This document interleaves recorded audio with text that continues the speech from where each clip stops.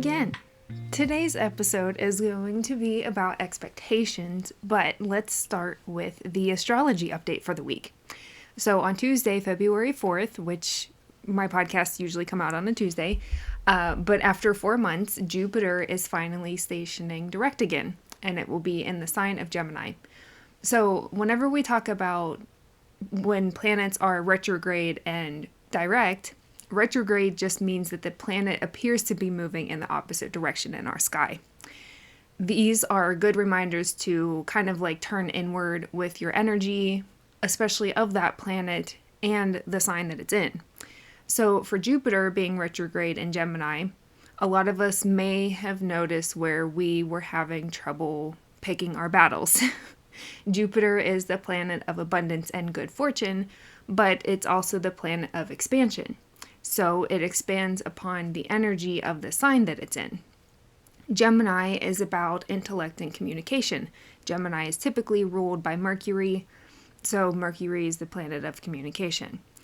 Gemini loves to talk and think, so there may have been a lot of issues with not walking your talk while Jupiter has been retrograde in Gemini. Now that it's going direct again, we can get back to making sure we are applying effort to our actions to match our words. Now, let's get into the podcast. Having healthy expectations within our relationships helps us to build a future with the people we want to grow with. When we get married, there is an expectation that you and your spouse will build a life together. How that life looks is a conversation you should probably have before walking down the aisle with them. But the expectation remains that you will continue building together. A lot of the times we get caught up here. This is where we tend to look at potential rather than what people are showing us directly of who they are. We can see potential they have for building a different dynamic, but sometimes it doesn't look like they are trying towards that. We do not have control of what other people decide to do with their lives.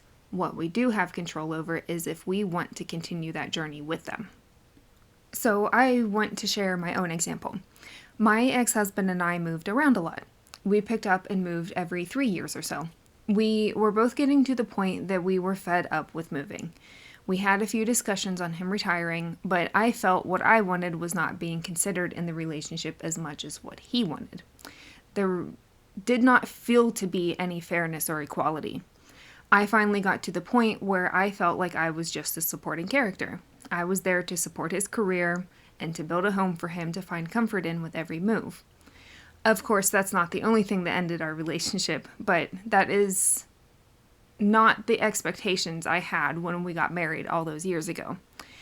I recognize now that a lot of it was out of his control, but what was within his control was to see that we were growing apart, that his wife was unhappy, that he was overworked, and there were decisions we could make for us. He chose to continue making decisions for himself. So, as you can see, expectations can keep us in relationships if we have our own wounds and healing to do, but they can also be toxic promises that others use to keep us engaged in the dynamic. Our goal is to establish healthy expectations. For this, it's really important that we get clear on what we want our futures to look like. If you don't want to have kids, that's probably something clear you should discuss with your future spouse before getting married. As I've mentioned before, expectations are fluid. Are we seeing a pattern here with things being fluid? We may believe we never want to have kids, discuss that with our partner, then later on change our minds after we get married. It's all about communicating our standards, boundaries, expectations, our wants, needs, and desires as clearly as possible as they arise. So here is where we will begin connecting expectations as the future setting. Standards was our past, boundaries are our present, and expectations are our future. Expectations are possibilities we envision for the future. Our hopes, beliefs, and past experiences shape the expectations we create in our lives. When we allow positive expectations to fuel our goals, they can give us momentum to step outside of our comfort zone and to go beyond what we dream we could gain from this experience.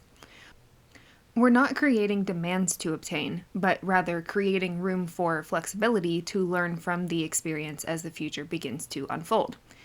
Unhealthy or unrealistic expectations, however, can create tension, disappointment, and confusion.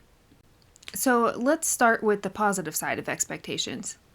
Sharing expectations within your relationships can help you to define the direction and purpose of the relationship and what each of your roles may look like. If you both agree to expecting mutual effort, respect, and growth, this allows you both to align your actions with your intentions toward your common vision. This encourages teamwork and a deeper trust. When we have healthy expectations in our relationships, they can work to motivate both of us to stand on our word, to do as we say we will. We expect emotional support within our closest relationships, which, when the actions of the other person align with, maintains our trust and respect for them. These sorts of expectations create a standard of behavior and can really work to enhance the overall experience you both have. This helps to fuel your hope for the future. The happier that we are within ourselves, the more willing we are to spread that happiness and more effort we are willing to put into the relationship and expect in return. This can be contagious, so leading by example. When we show kindness, love, and effort, it encourages the other person to do the same and helps to strengthen our bond. This creates more resilience in facing challenges together and creates clear channels of communication.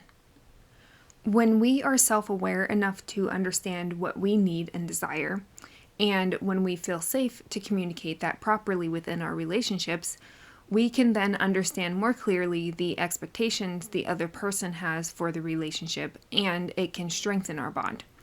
If you want your partner to express their feelings more, you will need to create a safe and loving environment for them to do so that they can feel heard and understood.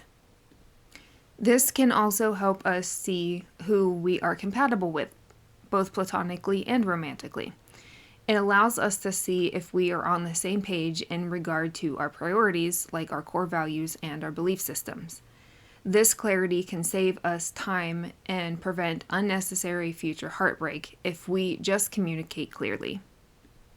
So, on the other end of this spectrum, when we are unclear or unrealistic with our expectations, it can create unstable foundations within our relationships. We can't expect the other person to be perfect, constantly available, or to read our minds. This creates undue disappointment and frustration and ignores our own complexities of human behavior and imperfections and sets the other person up for failure. When we have rigid or excessive expectations, it creates a lot of pressure on the other person. If one person feels they need to constantly meet high demands, it can create a lot of stress and resentment, and this dynamic leaves little room for authenticity and mistakes. Communication is vital because a lot of misunderstandings can be prevented from just having a conversation.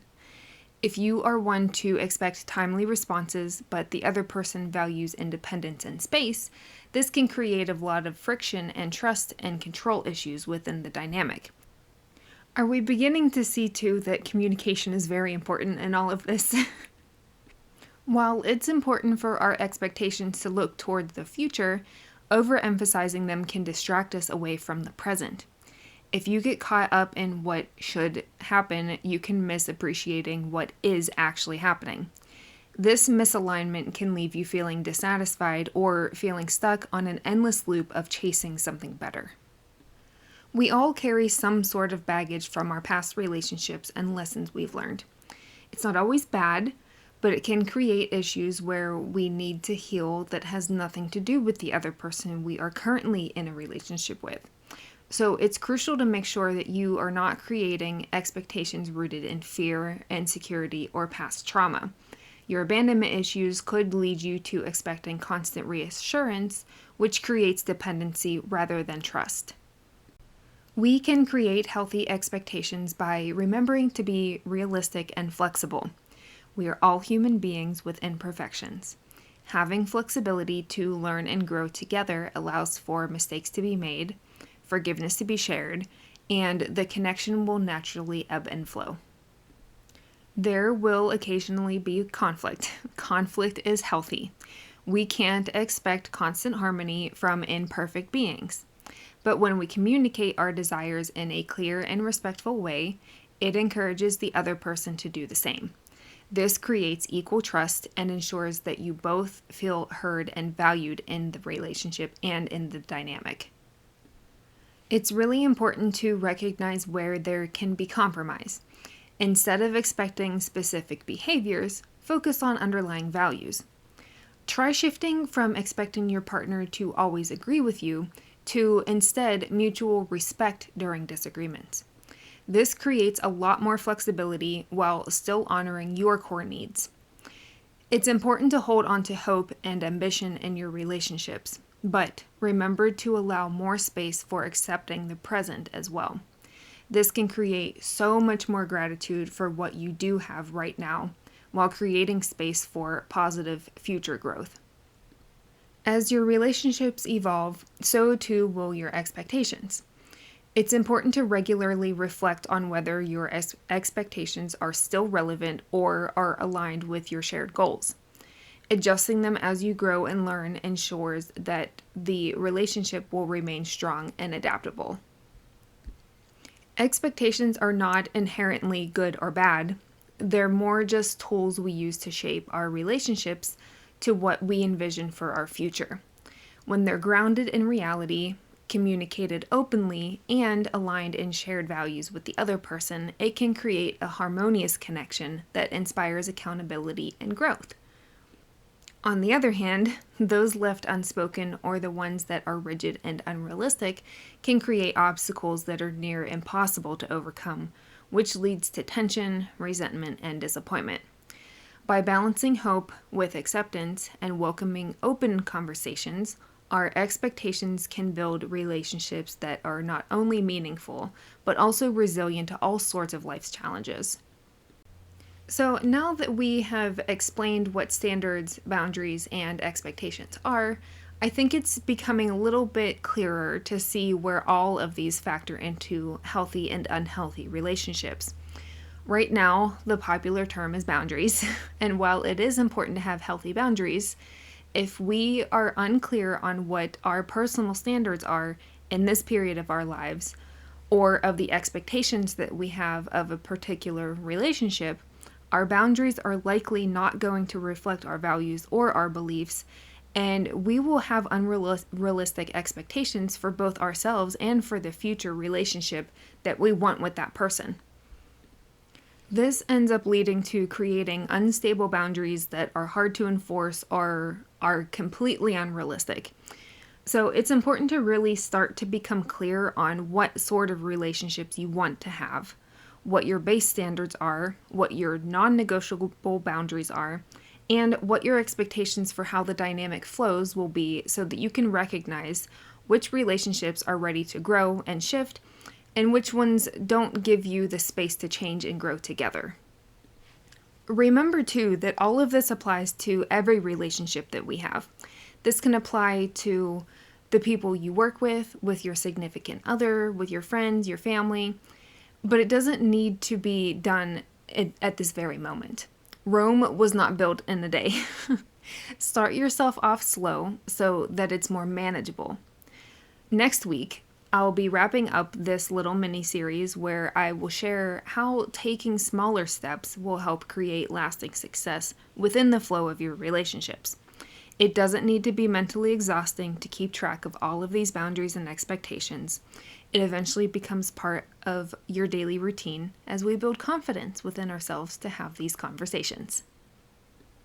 I'm excited to tie all of this together on the next episode. Thank you so much for being here. I'll see you next week.